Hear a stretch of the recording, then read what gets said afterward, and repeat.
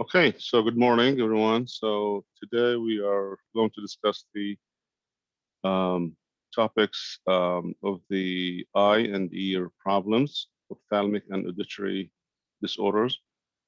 Again, as I said, for the ear, only two conditions, which is the hearing loss and the Meniere's disease and vertigo, and for the ophthalmic, cataract, glaucoma, detachment of the retina, and then at the outset of before all of this, we'll just go briefly on the corneal transplant and the post-op for surgical replacement of the cornea. I know that the most I would say common and frequent treatment for corneal problems is the LASIK surgery or LASIK laser technology, but also the corneal transplant, because it's a more complicated kind of surgery. We have to go over the post-op nursing care of corneal transplant. So let's take a look at the assessment findings of, first of all, for the ear, the eye colors. And we have two different things. We have like what is called the eye discoloration of the eye, and the vision. So person's vision means, if they are going to see like, the visual field is more yellowish or bluish, or so that is called the patient's vision. But when we say the discoloration of the vision, that's how as we assess the patient's vision, patient's sclera, we're going to see that yellowish discoloration, for example, in patients with jaundice. So so certain diseases results in certain discolorations or changes in patient's vision. I'll give you an example of that. The patients with liver disease, they will have an increased rate of bilirubin buildup. So as we assess patients' sclera, we will find that there is a yellowish discoloration of the eye. So that is icterus, or what is called the jaundice. The patients who develop the digoxin toxicity, because the digoxin blood level or plasma level has exceeds the 2.2, so that's toxic level, then they will have what is called the yellow vision. So the patient is going to report that they have a yellow vision. The patients with the congenital disease that's in peds, you will find this OI, which is osteogenesis imperfecta, which is more of it's a congenital disease, but results in frequent fractures from minimal trauma in children, neonates and children. So that's results. And also, one of the manifestations of the osteogenesis imperfecta is the blue sclera as well. Blue sclera. So as you assess those patients with osteogenesis imperfecta, you'll find that the sclera has bluish discoloration. So the other aspect of as we assess patients, ophthalmic assessment will include looking at the lens, which is supposed to be transparent, supposed to be crystalline, and certain diseases will result in the changing that become opaque, and so the opacity or opacity of the lens is consistent with certain diseases. So the opacity of the lens, when it's severe enough, it could interfere with vision and could result in vision loss. It can be congenital, can be due to diabetes. Diabetic patients, they develop also that in the changes in the opacity, or the lens becomes opaque. And other diseases will, like especially in children and kids, they have something called retinoblastoma. It's kind of cancer affects the retina, which is due to the tumor. This is one of the articles, or I mean videos, and it's provides like program. It's 30-minute program provides viewers, I mean, with a broad range of tools and strategies, as it says here, the second paragraph, that will enhance safety and minimize independence. So that's for older adults, given that their decreased vision or the visual acuity when it's affected, then that will affect their participation in activities that will be limited, and they will also will affect their ability to see things, and then it will eventually result in decreased independence and be more dependent on others. So there are certain things that can be done to enhance their activities and enhance their abilities to be involved in social activities, in ADLs, and maximize their ability to see things, and they are more active and more independent.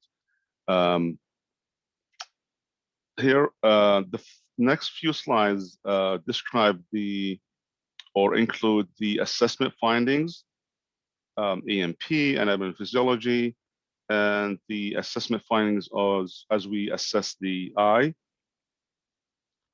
So very quick, because I know that some of you in the EMP, they do not include or discuss or cover the ophthalmic and ear problems. So just anatomy and physiology, we have the cornea, the ciliary bodies. They are very important component, because the contraction of these, because the ciliary bodies, like they are muscles, they contract and they relax, so they will increase the they will dilate or increase or decrease the pupil by that ciliary body contraction relaxation. And it also has to do with the angle. When we get to the glaucoma, which is the angle, and we have a better figure than this, which describes the angle, which when the angle is closed or when the angle is open, and how glaucoma will develop. So it has to do with the ciliary bodies and the angle, with the circulation of the fluid between the anterior chamber, this one right here, we have fluid, and we have also posterior chamber, which is right here too. It's called here aqueous, but it's the posterior chamber, which is this one right here, this piece and this. So this is in the back of the lens, and the front and the anterior aspect of the lens, we have the anterior chamber. So anterior chamber fluids, and posterior chamber here also we have fluids behind the lens. This whole like the majority of the globe, the eye here, this one, it's called vitreous, and it's full of fluids as well. And then we have the three layers, the three main layers, which is the first one, proximal layer called the retina, and then we have the choroid next to it, and the sclera, which is the outer aspect of the eye, or outer layer of the eye, or lining.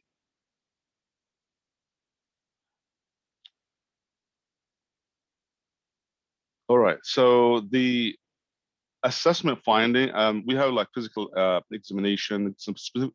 I believe that cover some of this, maybe not all the components of the assessment techniques in physical exam, and the course of the physical exam or the assessment course. But these are exhaustive for all the assessment techniques that you can perform to assess the visual acuity and the peripheral vision and the pressure inside the eye. These things that we don't do in the physical exam. Course like IOP, intraocular pressure, needs the special device to be tested. The nursing assessment, nursing diagnoses.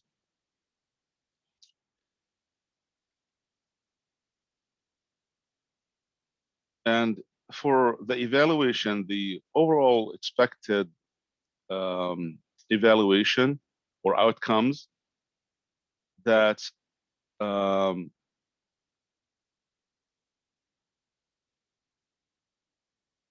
that the patient with severe visual impairment. So we have all of this care plan as designed or is developed for a patient with severe visual impairment. Our goal or our outcome supposed to include that the patient have no further progressive loss of vision. Patient is able to express like adaptive strategies, coping strategies. Patient is able to be more involved in ADL, able to perform the um, uh, ADLs and able to be more socially active and more independent. So the corneal opacities or the corneal changes, like when the cornea becomes cloudy or becomes thin, and that's the permanent loss of the corneal shape, and it becomes more keratoconus. And the curvature is no longer normal. So then and that could happen also from not just from the as congenital disease, but also it's from trauma. So either from inherited disorder also or from trauma. So the treatment for this one will be the corneal implant. And sometimes also could result from the infections, corneal infections, because after an infection, even the cornea is healed, but the healed infection could result also in changes in the due to the scar tissue of the cornea, that then eventually would result in severe visual impairment due to that corneal damage and scar tissue. So the treatment would be for a misshaped cornea to implant a new cornea. And then one of the surgical procedures called intact corneal ring, which includes the implant of the new cornea. So because the ring, this type of surgery or ring is applied to the cornea outside of the optical zone, then the risk of corneal clouding, become cloudy or becomes scarred, like so the cloudiness or any scar tissue is way lower than any other surgical procedures. So this is one of the best surgeries to be considered for corneal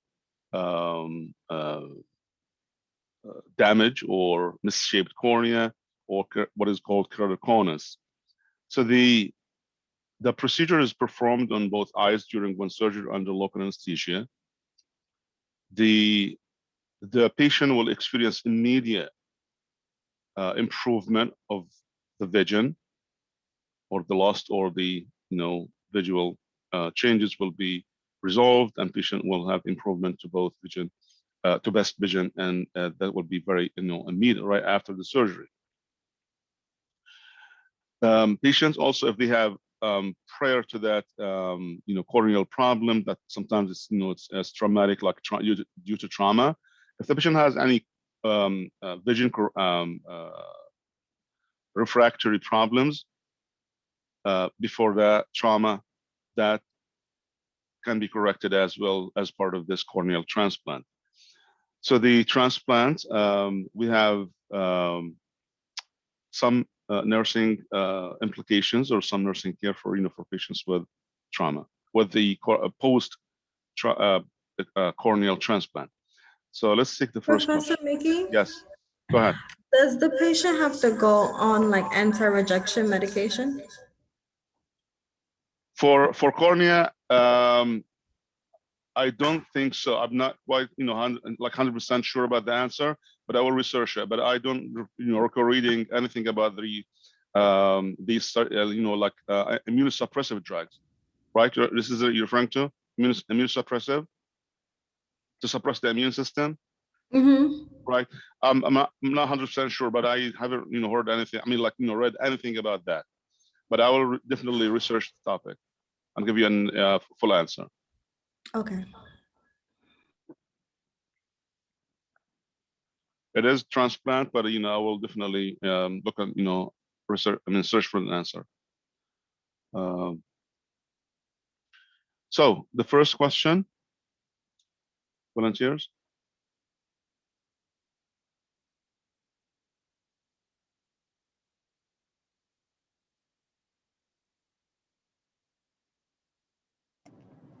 Yeah, I'll read it. Which comment made by a client 1 week after corneal transplant indicates to the nurse a need to review post-operative care? Let me see. So let's, before we get to the to go over the answer, I mean, or the options, that this table on the right hand side of the slide, very important. Very important. These activities that will increase the IOP, then the intraocular pressure, extremely important slide, or I mean, like table, because we will refer to this for I would say almost all ophthalmic disorders, cornea. I mean the corneal transplant, the cataract, glaucoma, detachment of the retina. All of these disorders, especially post-op, require that the patient does not assume or perform any of these activities, because that will increase the intraocular pressure. So make sure that we have a list of examples of to apply how would you apply these activities, or these like even positions that should be restricted and should be even taught to the patient, educated, I mean, given to the patient as part of the education and guidelines. So going back to the question,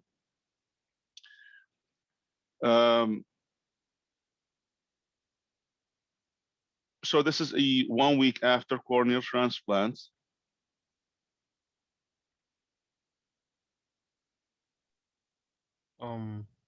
Would it be B? So using the ice pack to reduce redness and swelling, yes, that is not recommended. And the here post-op nursing care after the or post-op care after the corneal transplant, it says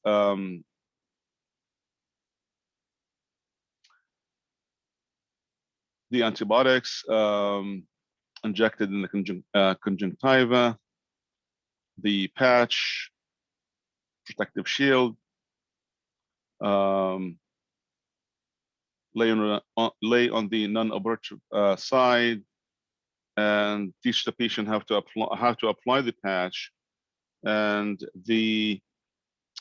instruct also the patient not to use an ice pack on the eye, or which is affected eye, because the ice pack, it's a cold which would cause vasoconstriction, and that vasoconstriction will decrease the perfusion to the operative side, and that will delay the healing, or may halt the healing process.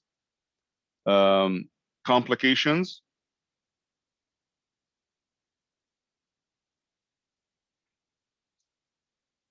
The presence of purulent discharge, continuous leak, all of these are, or leak, fluid from around the graft, which is the corneal graft, or excessive bleeding should be reported to the PCP. Other complications that also should be reported, and it's serious, would be because the outcome, or the expected outcome, would be to maximize vision, to correct the vision. So other complications should be reported include the decreased vision, increased redness of the eye, pain is not expected also, pain. If the patient become or feel or experience any increased sensitivity to light, or the patient reports the presence of light flashes or floaters in the visual field, that signify or that can indicate a very important complication, which is a retinal detachment of the retina. If they see like floaters or things like floating in the visual field, light flashes, it's a negative outcome, and it's unexpected, and it indicates the complication called detachment of the retina or retinal detachment. So cataract, which is basically the lens supposed to be crystalline and transparent, and it becomes opaque. So the cataract can also be, so that's the third leading cause of preventable blindness. If you correct the cataract at early stage, or when it's time to correct or change the lens, that can result in a better outcomes that we can preserve, not preserve, but actually patient can see better, and we can correct the vision by changing the lens. Now with aging process, that's expected for these changes, the pathophysiological changes to the lens to be consistent, or to be to result from the age from aging. Now also we have cataract in children. Did you go over this in peds, or wasn't part of the content? Cataract in peds in children? Not that I recall. Okay, so in children, some cataracts are also present at birth, where others will be like acquired during the childhood. Now, one of the I would say very significant type of what is called the retinopathy of prematurity. Retinopathy of the prematurity, which is and that's eventually for some children will end up with blindness. It's a changes in the retina, and there's an extensive amount of research studies under if you Google, or you go to the research site, or engines, and search engine, you'll find lots of these articles and studies done on that area, which is the retinopathy of prematurity. One of the, and it's, to some extent it's unexplained, but what they found is that the oxygen, when it's on a high rate for premature babies, when they receive, or when we deliver the oxygen at the high rates, that could result in a retinopathy of prematurity and result in blindness. So it's a significant factor, even though that I looked up that last most recent research was back in 2019. It's still, they are researching, but it's considered as one of the environmental factors that can be a mediator too, that retinopathy of prematurity. It's not definite cause, but it can be a mediator that can result in retinopathy of prematurity. So that's the oxygen. Just if you can research that topic, is very I said, it's an old new one. It's been researched for a long time, and it's called ROP, retinopathy of prematurity. It has to do with oxygen delivery, or oxygen to the new premature babies. And there's other causes in children, like galactosemia, or the congenital rubella syndrome, but it can be also present in children as well. So the influencing factors could result also from trauma, radiation, steroids also, but mostly steroids that are given systemic or intravenous IV steroids.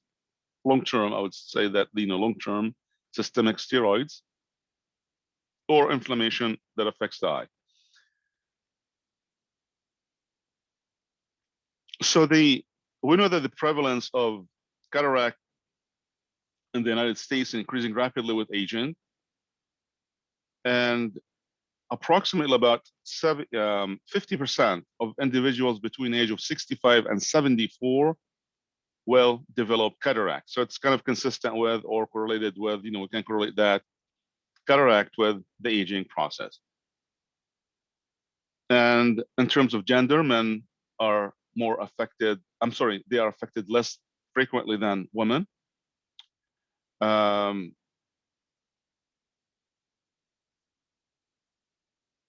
The African Americans with cataract, they lose their vision at a rate twice that of Caucasian, and that could be due to the lack of or delay in treatment.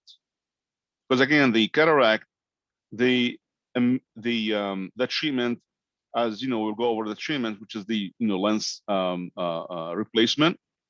That's the key element of of resuming or having that vision back again with changing the lens.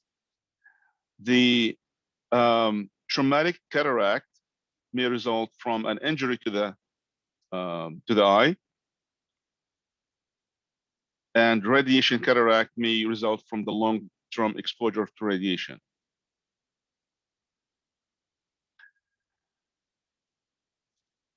So when we see senile means cataract, which is age-related cataract, most common type of cataract. So patients with cataract, they will complain of certain symptoms. So I just see the difference between the normal, transparent lens,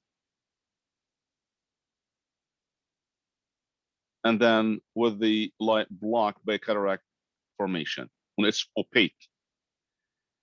So the opacity. So for the cataract, it has to do with the opacity of the lens. Now the manifestations or how the specific signs and symptoms of cataract, the patient will have the decrease in the of the visual acuity,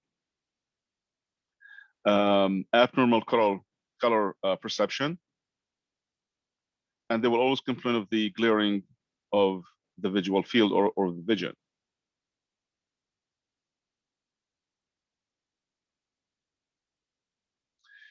Now, glaucoma, it's another disease. We are going to discuss that after cataract, but could occur if the IOP increases significantly. If the intraocular pressure increases, that could result in glaucoma in patients with cataract. And that's because of the enlarging lens that can increase that IOP.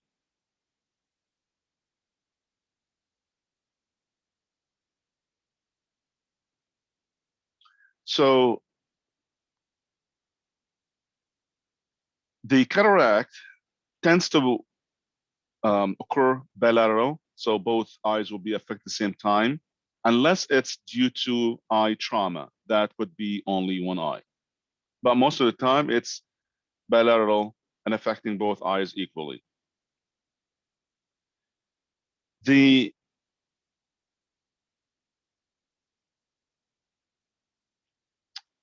fortunate thing about the cataract, is that both eyes, even though so because we discussed the cataract as an aging, or which is called the senile cataract. The good thing that both eyes, they are not going to develop the same extent or severity of the cataract at the same time. So fortunately, that they tend to develop at different rates. One is severely affected, and the other one is minimal or moderate effect.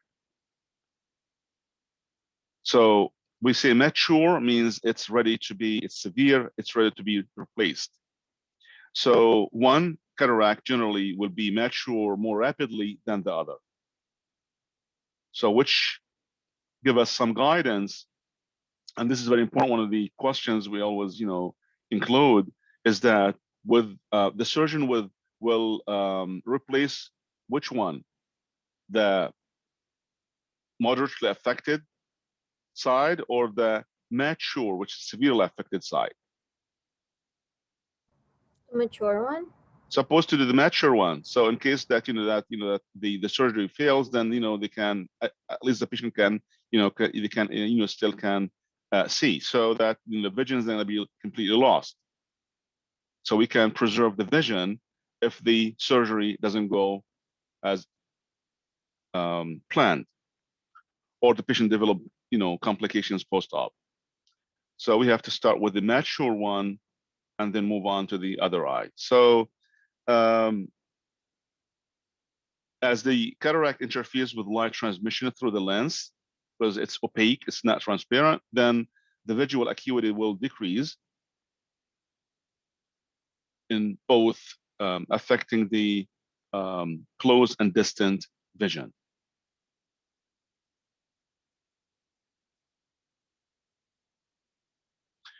When the cataract is mature, which is kind of severe level, the pupil may appear cloudy, gray, or maybe whitish. So cloudy, gray, or white, and no longer you can see the pupil as black. So that's kind of indication or the color, discoloration that can tell you something about the severity of the lens. And when it's there is a cataract.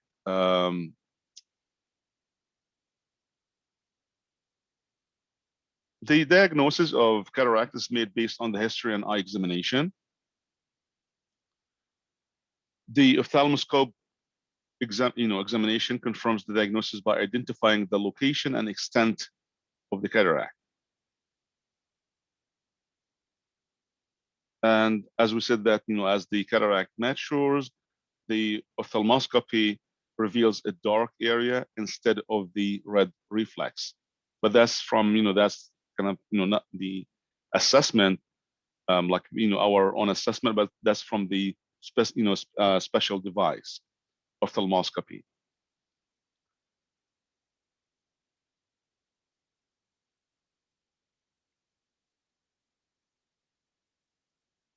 So the non-surgical therapy, there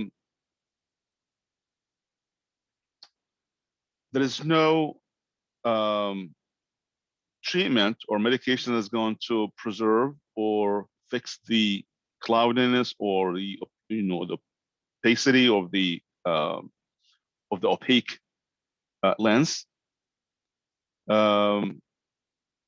But if we ignore it, or it's or delayed treatment, or if untreated, then the vision deteriorate and could result in blindness. We can use palliative visual aids. I mean, like palliative measures as visual aids to assess for better vision, but that's will be temporary as patient is awaiting the surgical procedure. Like the lighting, magnifiers, these are just assistive devices. That's still temporarily while patient is awaiting the surgical procedure. The like increased lighting, maximum lighting for reading, for cooking, for other indoor activities, lifestyle adjustments, like for example, to advise them to day driving, not the night driving, and to limit or discontinue or limit the night driving, for example. The surgical treatment, which is the optimal, and that's the most promising, or the surgery which would result in more promising results and outcomes. So the pre-op patient will be NPO, and that's usually done in the outpatient, basis, and patients, it's 1-day surgery. Patient will go for, for surgical treatment or procedure and just go back home or nursing home in the same day. The patient pre-op will be taken or advised to take the antibiotics eye drops, and there will be MPO before the surgery, and they will be also taking some eye drops as what is called mydriatic. When we say mydriatic, which is the eye drops or medications that's going to result in the dilatation of the pupil. Cycloplegic means also would result in that dilatation, but that's with a different mechanism of action, which is the works on the sphincter muscle and result in mydriasis, which is also the opening of the pupil, which is the enlargement or when the pupil is wide open. So that's cycloplegic or mydriatic. The opposite to that would be myopic. Myopic, which is the constriction of the pupil. Dilatation would result from mydriatic or cycloplegic medications. Mydriatic like niacin or cycloplegic like atropine eye drops. Both are going to result in the pupil dilatation. Dr. Reed, yes. Those medications, the patient have to take it after the surgery or? After, yeah. That will be taken after. So patient after the surgery will be on more than one eye drop. They will be having like a schedule. They need like even, a family member or, a nurse in nursing home will take care of that, because that requires that, a lot of, in terms of frequency of taking these eye drops, like 4 or 5 of eye drops, one every 3 hours, the other, another eye drops every 4 hours. So many eye drops will be taken post-op. So surgical removal or placement of the lens, that's the cataract surgery. The patient will post-op. The most important aspect or element of the post-op plan for patients to be educated about the activities that should be avoided or restricted, because that will increase the intraocular pressure, IOP. Like lifting, objects or bending, the back or Valsalva maneuver, all that, the list of all activities in that table on previous slide, that is a very important table, because that includes all the activities that should be restricted or avoided post-op. The patient also will have the eye patch or shield that's at just nighttime only for protection. And then patient will return back to the ophthalmologist in about 6 to 8 weeks for a follow-up. So once the patch is removed, and usually the patch will be removed within like 24 hours.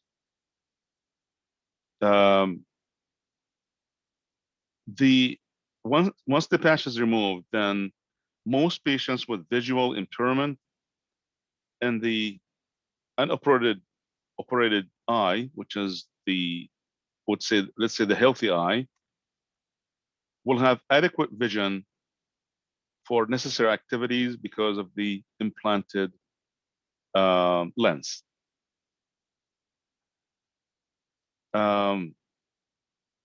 So again, for the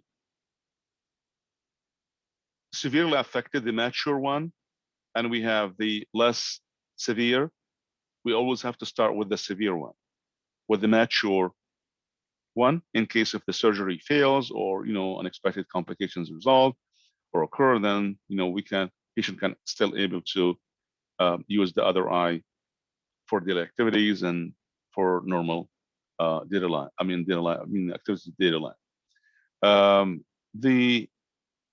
Again, I'm not expecting that about the specifics about the surgery, but at least just to know that the lens will be, there are different modalities, different surgical procedures that can be done to replace the lens. Sometimes they remove the whole lens with a capsule. Some or the other procedures, they just remove the inner lens, like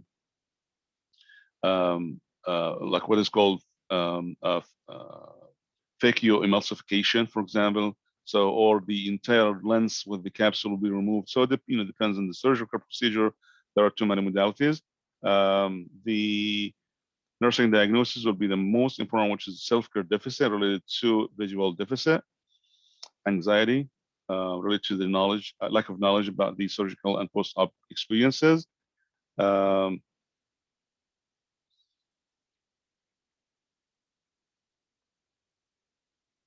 Okay, so let's take some, a few questions to apply what we have learned about the cataract.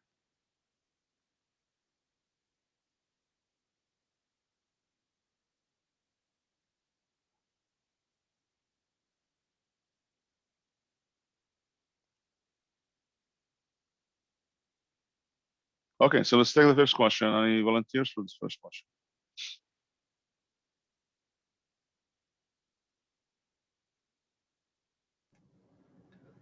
I'll do it. Thank you very much. A client who had cataract removal with placement of an intraocular implant 1 week ago now calls in and reports that her eye is more bloodshot than it was yesterday, and then a small amount of greenish drainage is present. What is a priority nursing action? Let's say C, instruct the client to come to the office immediately. Yeah, this is not expected after the surgery.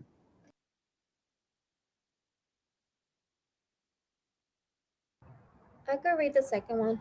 Thank you.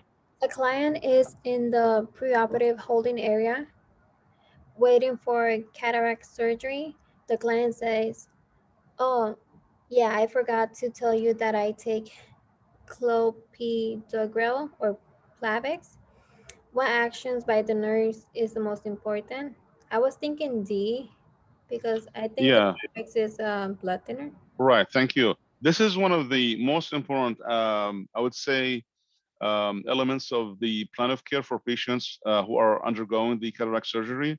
You will see this all the time, this being overlooked by nurses, practitioners, by even ophthalmologists, because they're supposed to give orders to hold the medications because they have to ask for the patient about the drugs they take on a regular basis, like clopidogrel, which is Plavix, as a blood thinner, which is anticoagulant medication taken on a daily basis, 75 milligrams daily.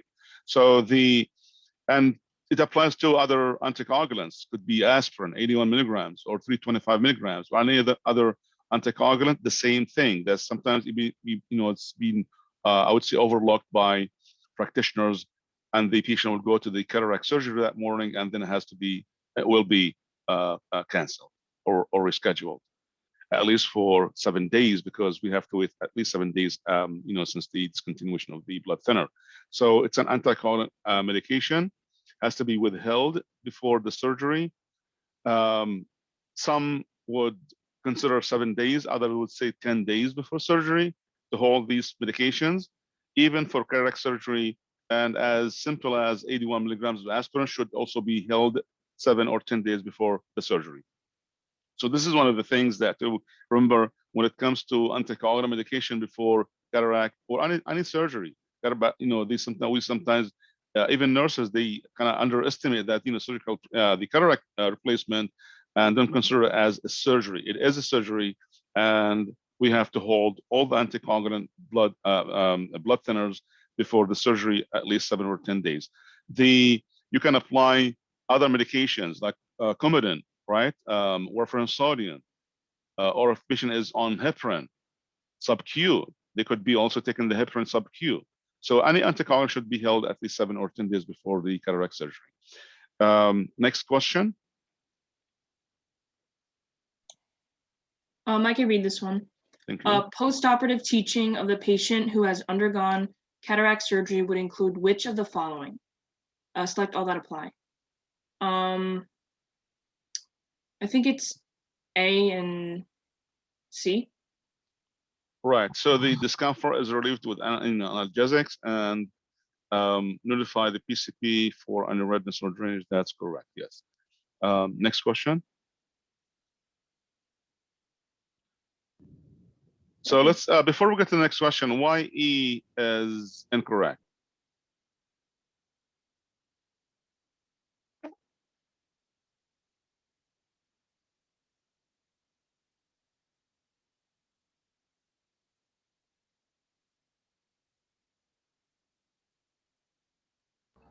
Because I think the eye shield might like put pressure on the eye, and you don't want it.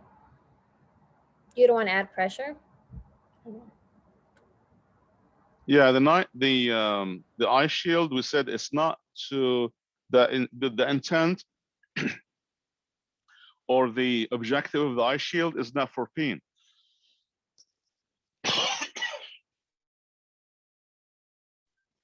Right? Excuse me. So the eye shield was for Protection. protection. It's not for pain management or for to prevent pain. So it's for protection. That's why it was incorrect. Next question. I'll read it. Thank you. A client does not understand why vision loss due to glaucoma is irreversible. What explanation by the nurse is best? I'm going to say A because eye pressure was too high, the tissue died. Yes, yeah. Glaucoma is caused when the IOP becomes too high and stays high long enough to cause tissue ischemia and death of the cells. So at that point, then the vision loss is permanent. And glaucoma doesn't have to, glaucoma doesn't have to cause blindness by itself. Trauma can cause glaucoma, but is not the most common cause. And glaucoma is not an infection. Glaucoma is an increase in the IOP, increase in intraocular pressure. So another better visual, or like figure of the structures of the eye. And here we see how is the fluid is going to be. This is circulation of the fluid between the anterior chamber and the posterior chamber. So this is the angle. We're talking about this angle, the iris. When the angle is closed, that will prevent. I'm sorry, this is the angle. When the angle is closed, then that will prevent the flow of the fluid. Because the fluid has to, we have a circulation of fluid that goes to the channel of Schlemm. See right, channel of Schlemm, or canal of Schlemm. And this is the angle. So we have open angle glaucoma, which glaucoma doesn't affect the angle. It's still open. And we have also closed angle glaucoma or glaucoma with the angle closed.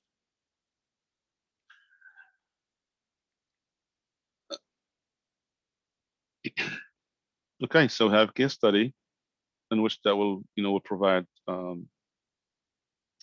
details or about the manifestations and about the treatment of glaucoma.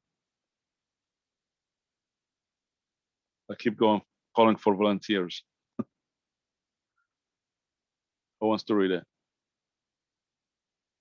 I'll read it. Thank you. So the settings of the office and the client complaints. Is that what that is? I have difficulty seeing. The vital signs are stable. A 76-year-old African-American man presents for a primary care evaluation. He has no complaints and is in the office for a well visit. Recently, he has begun using reading glasses. He no longer drives because of difficulty reading signs. He has benign prostatic hyperplasia and glaucoma. Presence of cupping at the optic disc on fundoscopy. Yeah, the fundoscopy, which is the fundus of the eye. So what is the most likely diagnosis? Would it be a open angle glaucoma? Open angle glaucoma. The open angle glaucoma, which is a disorder that results in an increased IOP, intraocular pressure in the eye, IOP. The open angle chronic glaucoma is painless. So patient is not going to report or experience any types of pain, like ophthalmic or eye pain. The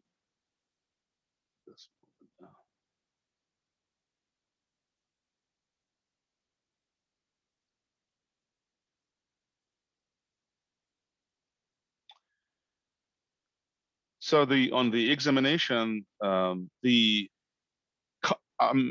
like a 3D. I'm not sure if you're able to see it, but in the fundoscopy, that device will provide what is called the cupping of the fundus.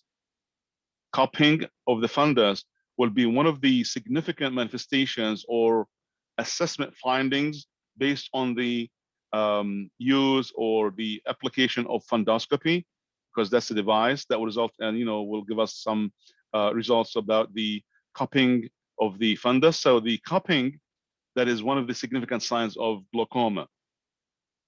So in examination, there is optic disc cupping that's described like hollow out appearance of the optic nerve or disc by using that fundoscopy. So a cup, which is, there is some measurement. It says like, the cup whose diameter is greater than or larger than 50% of the vertical disc diameter. That's indicative of the glaucoma. You don't have to know this, but there is a specific criteria to diagnose the glaucoma as we get the results from the fundoscopy. So just know it as a cupping, a hollow out appearance of the optic nerve, and it looks like this. That's a cupping. It's may not be like fully clear, but it will be a result from the fundoscopy. Result, and as you read the report, it tells you something about the cupping. So the angle closure glaucoma, it's not angle closure because the angle closure glaucoma, there is a severe elevation when the angle is closed. There's significant elevation of the IOP compared to the open glaucoma, and that's when the patient will have will experience pain, eye or ophthalmic or eye pain, and they will have also a fixed red eye. There's some redness also will be present. So most significant aspect or manifestation of the angle closure glaucoma is the pain. Diabetic neuropathy or retinopathy, which is retinopathy due to the diabetes as a complication, as a long-term complication, microvascular complication from diabetes. It's usually from the a new vascularization, new thin, tiny blood vessels that will result, and it's easily ruptured, and that's which eventually going to result in bleeding, and that's different from this picture. So the next question. Professor? Yes. Which one had pain and red eyes? The open or the... No, it's the close. Oh, okay. Angle closure glaucoma because it's the significant elevation of IOP compared to the open angle. That's then that what you see the fixed red eye and the painful sensation. Dr. Mickey? Yes. So the open one only has like intracranial It will be elevated, but it will be elevated, increased IOP, but I will give you the number and difference between open angle and angle closure in a minute after we get the questions. Okay. So next question.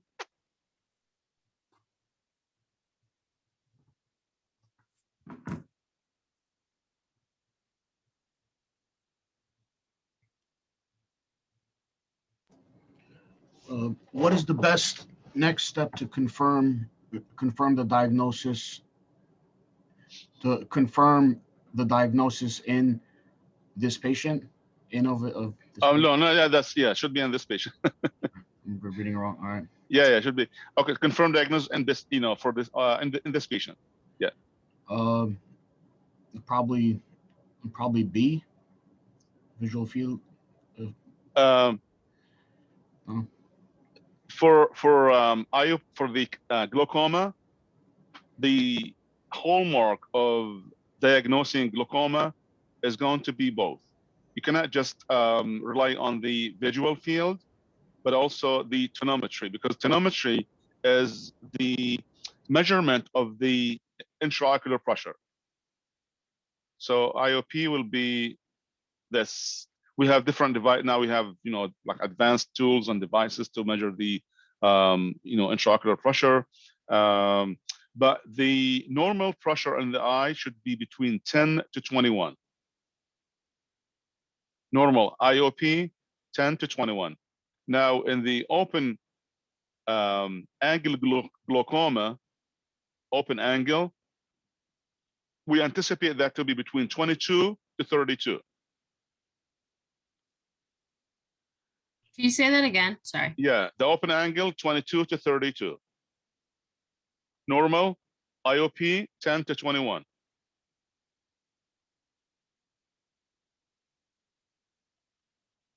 Dr. Mickey, Yes. the IOP, is that the machine that blows the air into the eye? Yes, like a puffing, like Yeah, the puffs in puffing in the eye. eyes. Yeah, there are different devices now. The new ones, they are not doing.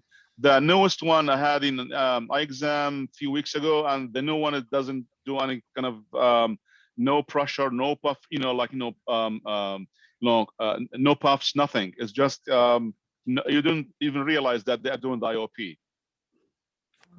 Yeah, the old ones that are, you can feel that kind of, pressure, being puffed into your eyes, and something like, like injected or like, like an air or whatever. But that's, that's kind of the new devices. You are not realizing that doing it, because I'm not sure, but that's kind of, the advanced, devices. But that's the tonometry, and it has to be like, we have a pen too,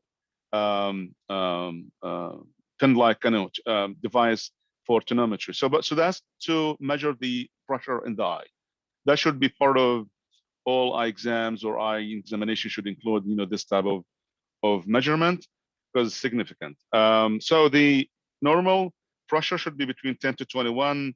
Open angle, again, we said 22 to 32. Now, for the angle closure glaucoma, usually it's above 50.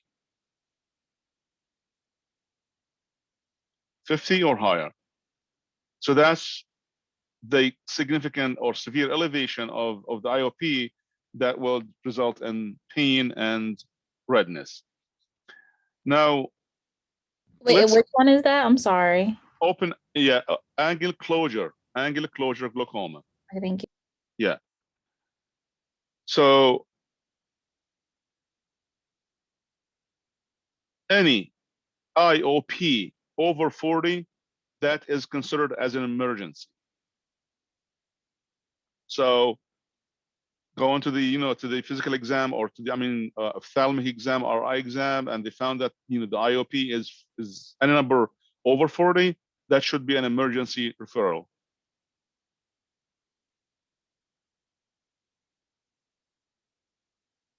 To the, ophthalmology office. Dr. Mickey? Yes. So since the open angle is up to 32, from 33 and up would be close angle? Well, we have, it's still, the open angle doesn't exceed the 32. But there is, that between 32 and 50, I have specific numbers. I can't go over that. Any IOP over 40, that's considered as emergency referral. 30 to 40, it's an emergency, it's an urgent referral to the ophthalmology office. But the over 40, that emergency referral means immediately, as patient has to be seen by ophthalmologist immediately. But 30 to 40, that that's a referral, but can wait. Now, if the patient's IOP is 29 up to 25 up to 29, then we recommend evaluation within 1 week.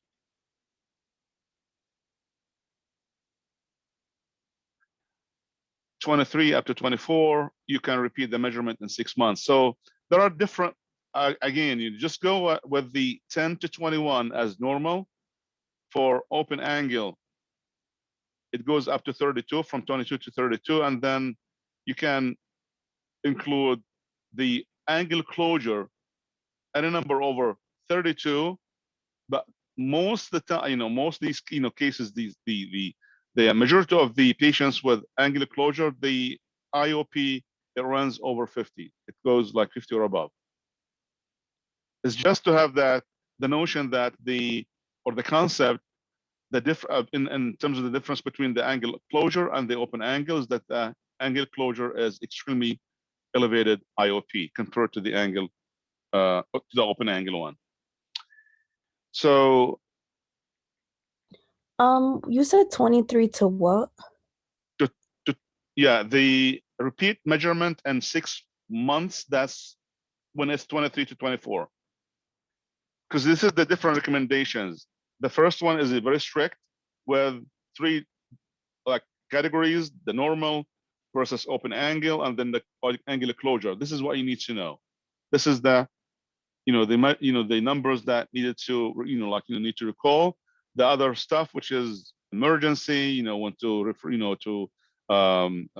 requires urgent referral to the ophthalmologist. That's, I'm not requesting that you need to know all of these numbers, but you need to know the normal is 10 to 21, open angle 22 to 32, and then any number over 32 is angle closure. But again, most of the cases, the angular closure glaucoma runs over 50. Is that clear now? Angular closure, just considered as any number over 32, that is, can be considered as angular closure glaucoma. But most of the cases, they usually report the IOP at 50 or above, or that the result of the IOP would come from angular closure as 50 or higher. All right, so next. Dr. Mickey? Yes. So with the angular closure, with the IOP will be above 50 and then above 32? Well, again, one more time. Any number over 32, we have to consider the angular closure glaucoma and proceed to other diagnostic studies and assessments. Right? And then what I said is that most of now it's the prevalence, the cases. Most of the cases reported or diagnosed with angular closure, they report the IOP at 50 or above. But as you assess the patient and you found that their IOP is 33, 34, you have to think of and consider the angle closure until proven otherwise. Is it clear now? Yes, no? Yes. Okay. Next question. Wait, so what was Oh, the answer to this one? Sorry. I didn't hear, I'm sorry. Never mind. Yeah, so the answer was the tonometry and visual field defects.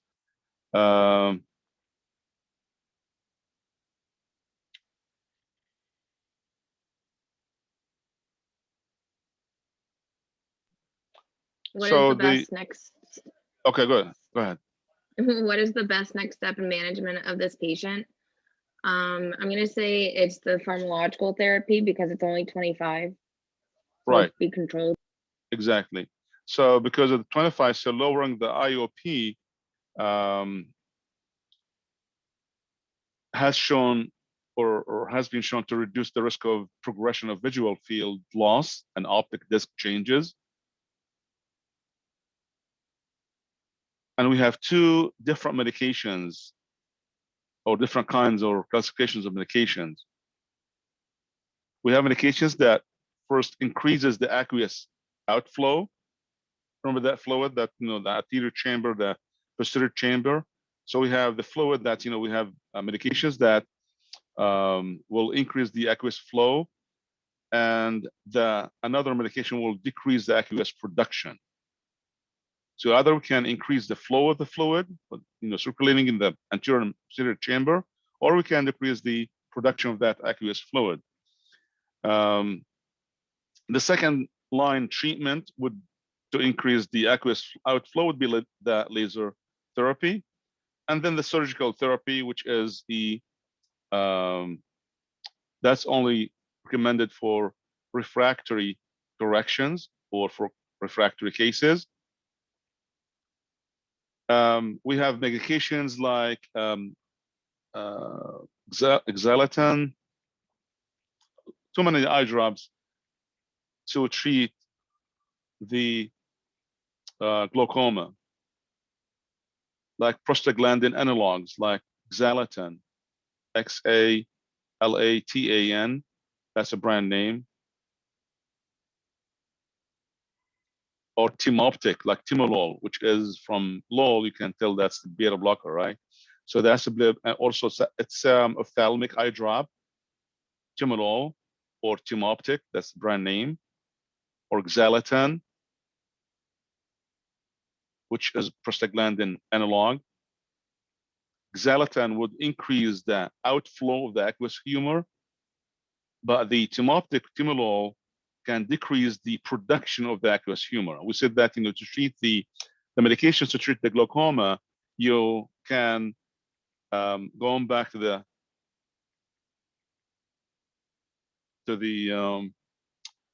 eye structure or the structures of the eye. So this flow, this arrow shows the flow of the fluid between the posterior chamber and the anterior chamber. You can either increase the flow and you can correct the vision, or you can correct the glaucoma, or by decreasing the production of this aqueous humor or fluid.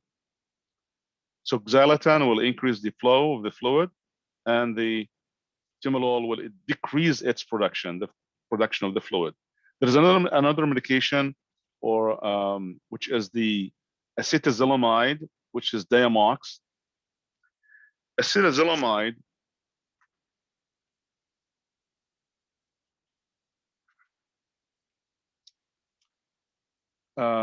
it's a drug that is going to eventually decrease also the production of the aqueous humor, the fluid.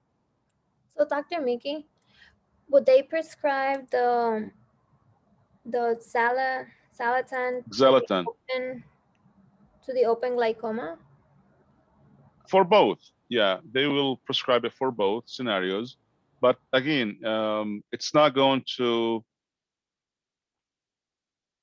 For open angle, will be patient, will the outcomes would be more promising than the closure angle glaucoma. Angular closure, the response or the outcomes or the benefit will be less than the open angle.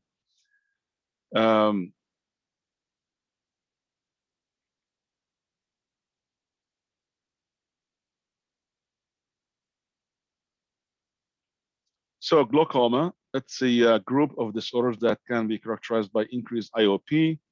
It will also result in optic nerve atrophy, and it will affect the peripheral vision. So peripheral visual field will be lost.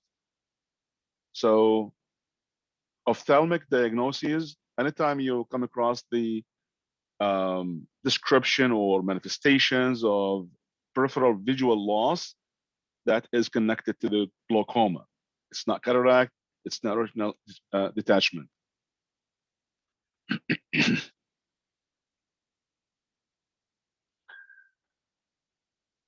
Glaucoma also can affect children.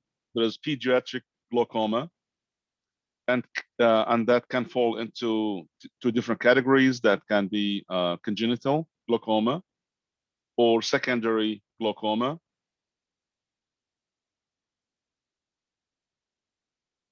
Which is usually result from some disorders of the of the eye.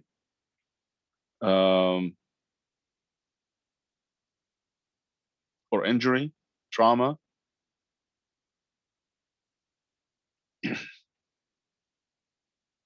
Now, for glaucoma, if left, the danger of the glaucoma, if it's left untreated, it can result in blindness. And its second leading cause of blindness is glaucoma.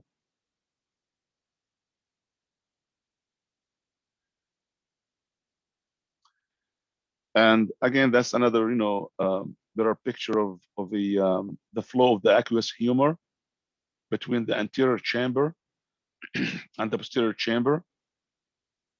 And the treatment is either to increase the flow of the fluid, and the fluid is going to get into the canal of Schlemm, and that's a cycle, and then produced, and then in the posterior chamber, and then it will circulate. So this is circulation of the fluid. So the medications, either it will increase the flow of the fluid or decrease its production. So we can decrease the intraocular pressure. Professor, Yes. all the glaucomas, they are treatable? They can be treated? Glaucoma? Yeah, all of them? Or With at different degrees in terms of the, the medications, the medications will delay the progression of the disease. Okay. And it can delay the, the eventual visual loss. Okay. But both, open angle closure, both of them respond to the treatment. Okay. All right. Yeah. Thank you. Mm-hmm. So tonometry.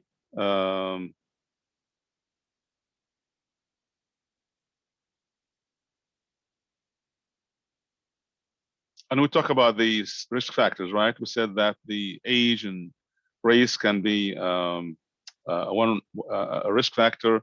The long-term steroid use can be a contributing factor as well.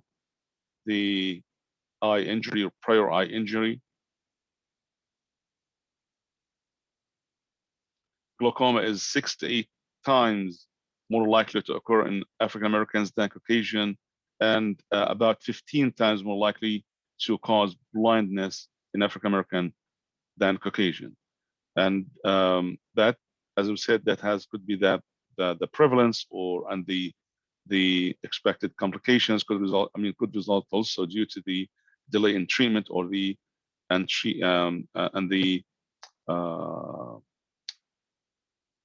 an inability to to seek attention and treat the disease.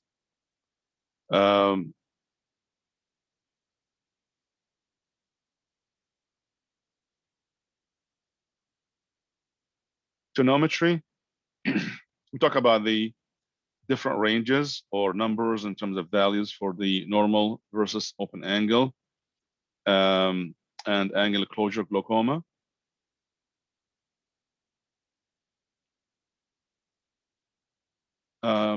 Tonometry, it should be a routine screening, and it should be recommended for everyone over the age of 60.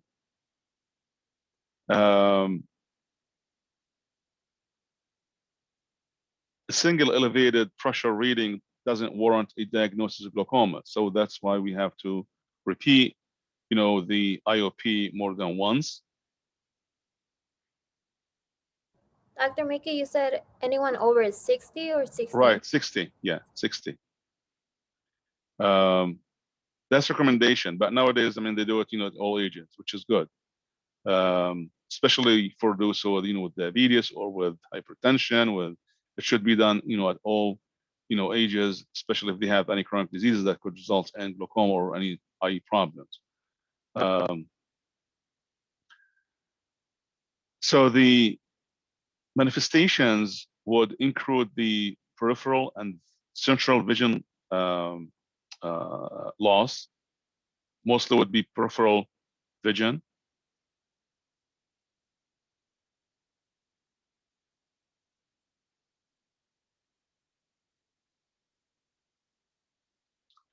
medications.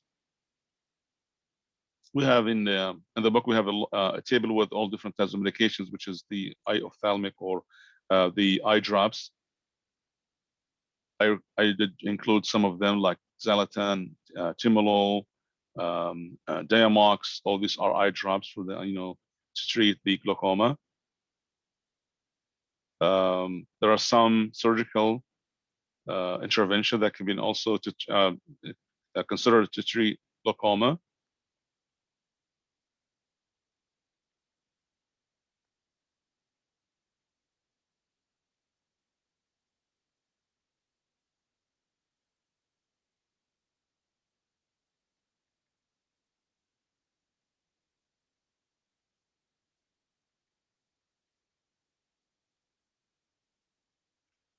Any questions so far?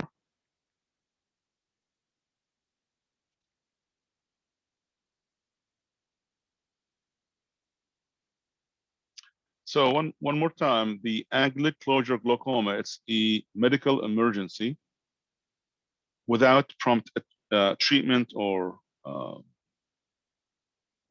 intervention. The affected eye will become blind.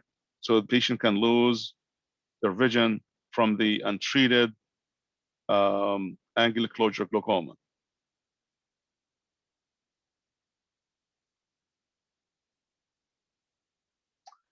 All right, so let's take this question.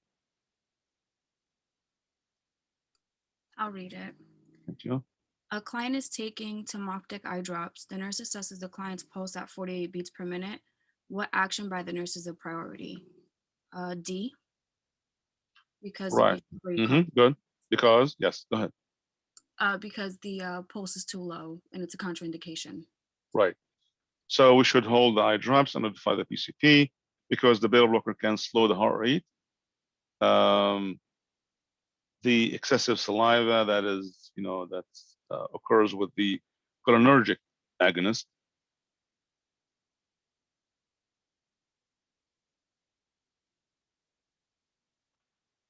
Next question.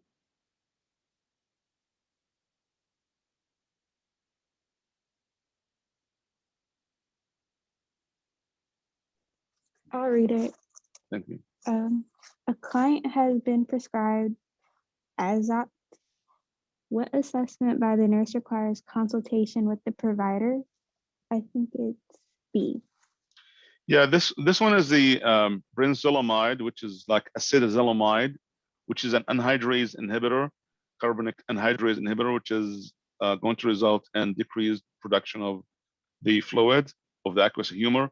So Azopt is one of the ophthalmic eye drops treatment used for glaucoma. But patients who are allergic to sulfonamides, they should not be prescribed this drug because the medication is similar to the sulfonamides. So the allergic reaction could occur if patient receive this, this drug. Now, next, so cataract, it has to do with the lens. Glaucoma, it's the IOP elevated, and then we have the detachment of the retina. Now, retinal detachment, it ranges between or from little tiny holes in the retina or tears or being completely detached. A piece of it will be completely detached from the underlying or from the other layers, which is choroid. So sclera, retina, choroid, sclera. So the retina is detached and it becomes detached from the choroid. So this piece or this area is going to be filled with fluid. So how the patient is going to, or how this physiological or pathophysiological changes will result in changes in visual field. How the patient is going to report this as manifestations, ophthalmic manifestations. The highest prevalence of the detachment of the retina is due to the traumatic event. even though we have lots of risk factors, but the trauma would be the most common reason for patients to develop the retinal detachment. Now, the patient will have what is called the photopsia, which is like light flashes. The patient is going to report specific things you can highlight. For example, patients are going to report seeing floaters in the visual field, or a cobweb in the visual field, or a hairnet in the visual field, or like a ring in the visual field. All of these descriptions by the patient could indicate the retinal detachment. So anytime you hear the patient saying that I'm seeing, or visual, seeing floaters or hairnet or ring in the visual field, that could indicate the retinal detachment. Or saying that, for example, I'm experiencing something like a curtain coming across my visual field. That's also a significant indication of the retinal detachment. Now, retinal detachment, no treatment except for the surgical procedure. And most common one is the scleral buckling. We can still consider what is called the laser photocoagulation or cryopaxy, but the scleral buckling will be the most effective, if not the most frequent or most common one, but it's the most effective. Will result in a promising positive outcomes. And that scleral buckling, which very clear here that they will apply like a belt around the eye globe, and that's going to push the choroid closer to close to the retina, and that's going to push that fluid out, so that can result in the healing process, and then that will eventually, when it healed, then the band, which is called the band, encircling band or buckling, or that that band can be removed. So that's the scleral buckling. That's the common technique to treat patients with detachment. All right, so next question.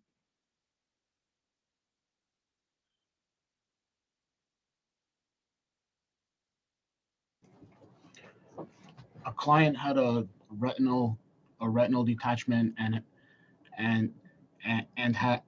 has undergone surgical correction. What discharge instruction is the most important?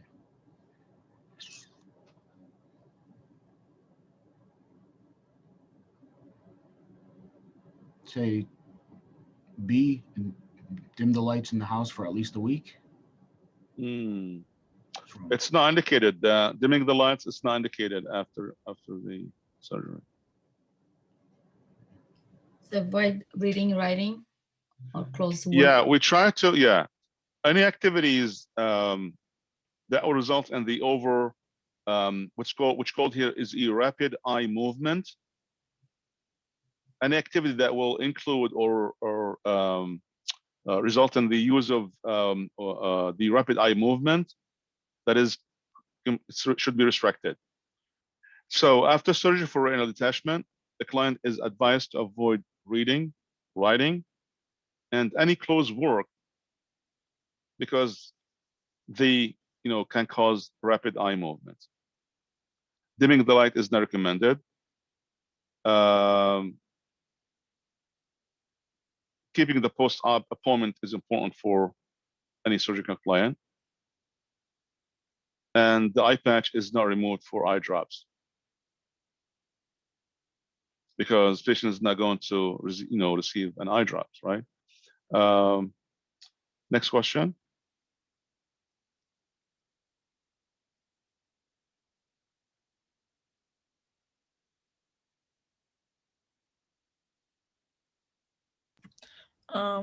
A 75-year-old man with a history of hypertension and glaucoma presents to the clinic for a routine examination.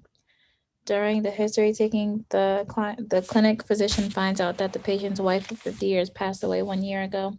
Since that time, he has had poor appetite, poor sleep, loss of weight, and feelings of despair and hopelessness, and he has become socially withdrawn. In addition, the patient has lost his meticulousness with his medications, including his eye drops. Gross challenge of the patient's visual field would likely reveal which of the following. Would it be loss of the periphery of both Right. eyes? Which, yeah, exactly. That's significant for retinal detachment. So the loss of peripheral vision, that's significant for this disorder, which is C. Visual visual field loss in uh, um,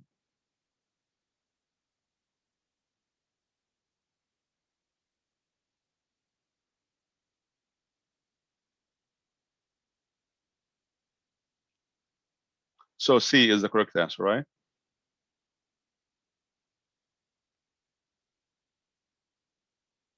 The hemanopsia, do you recall hemanopsia? Anyone recall this hemanopsia? Bitemporal or homonymous hemanopsia from last week?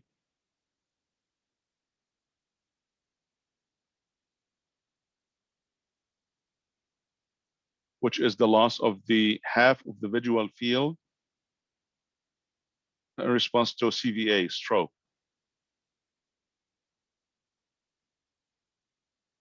Hemanopsia, which is the loss of half of the visual field after stroke. But this one is called bitemporal, which is the classic presentation of the lesion of the optic chiasm. When there is a lesion, tumor on the optic chiasm, that's when the patient will develop the bitemporal hemanopsia, like when they have the pituitary tumor.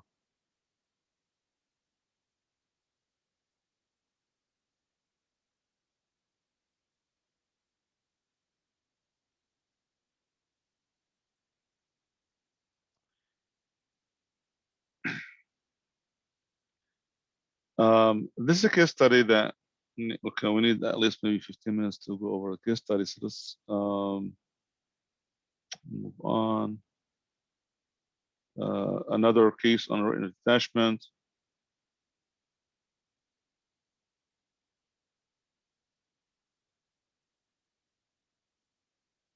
The retinal detachment, one of the like a first aid kind of nursing interventions or first aid like interventions is that to tilt back the head back.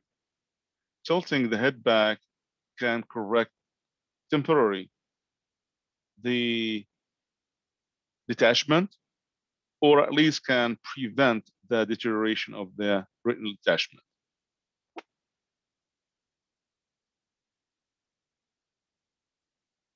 So D will be a correct answer for that.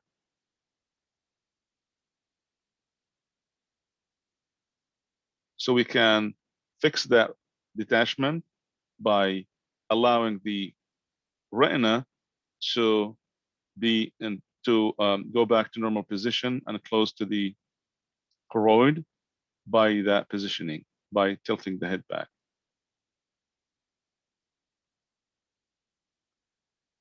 The laser photocoagulation, in which the retina are tacked back so that the retina will get closer to the choroid, and we can prevent the spread of the detachment. We can make it more focal, more localized with that laser photocoagulation. Now, the surgical therapy is used when the patient has a large or complex retinal detachment, or when the photocoagulation, the laser one, fails, or unresponsive, or failed.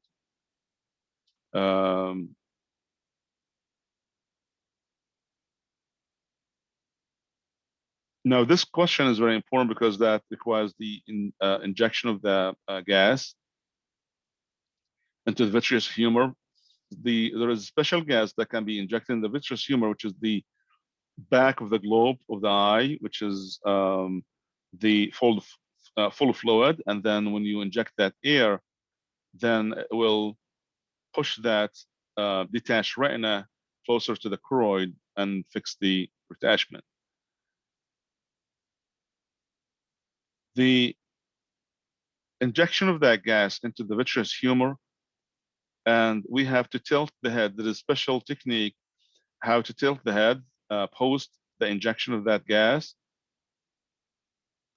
so that the affected eye would be in a dependent position. You can review the the exact position from from the book, because it's a little complicated, because you have to really read how to position the patient, how to make the the eye more independent position, so that you'll will assist or result in more the gravity will push that retina down to with the gas. I'm sorry, the gas will be light, so it will float. So the affected eye should be the unaffected eye should be in a dependent position. So the affected eye should be higher than the unaffected one, because the gas will float. It's light and it will go up, so it will the gravity will floats, and then it should go and affect the affected eye. In other words, that the affected eye should be higher than the unaffected one, especially when we use the gas, because the gas is light. The medications, when it comes like to timolol or to beta blockers or acetazolamide, like Diamox or pilocarpine, all of these medications are for glaucoma. We don't use them for retinal detachment. They have no effect on the detached retina.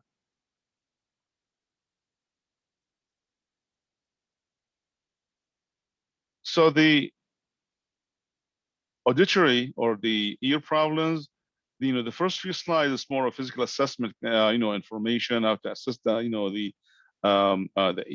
ear assessment, and how to differentiate between the Rene test and the Weber test, air conduction versus the bone conduction. All of these are, pertains to the physical assessment course. Two main disorders: the Meniere's disease and the hearing loss. And Meniere's disease, in words that the patient will complain of tinnitus, and usually should affect only one side.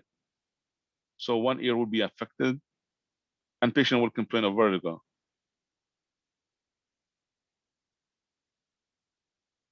Glycerol test to diagnose for patients with Meniere's disease.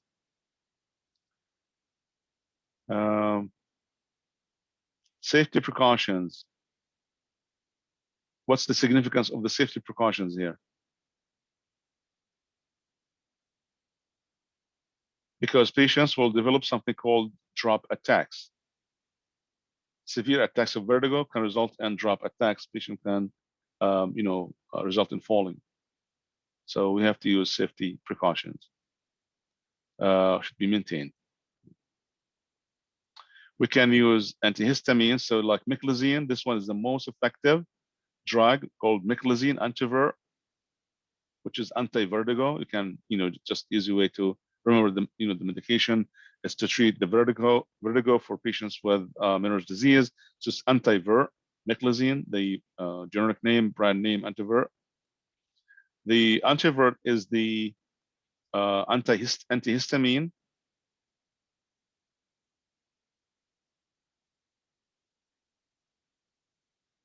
But it's very effective to treat patients with Meniere's disease.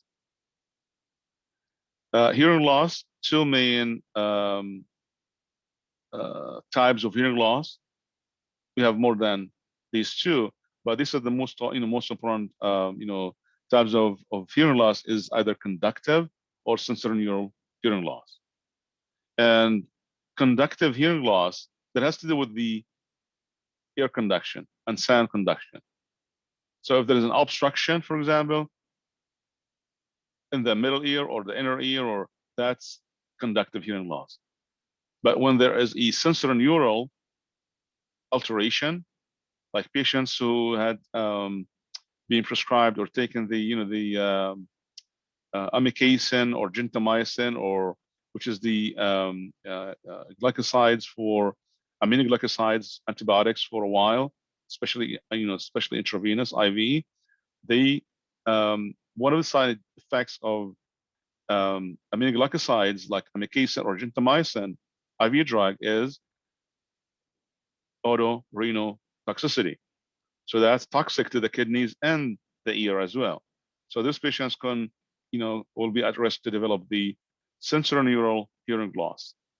So here, just a few slides, describe the difference between the hearing loss, the conductive versus the sensorineural hearing loss.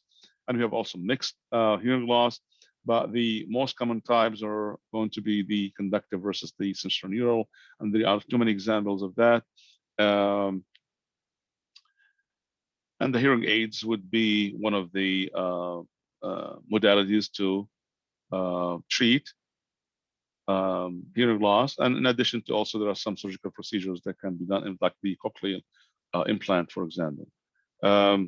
So I'll stop at this point, and any questions because I have only 2 minutes left. Okay, so that will post answers on the Blackboard for the questions that we haven't got the chance to answer them. Any questions?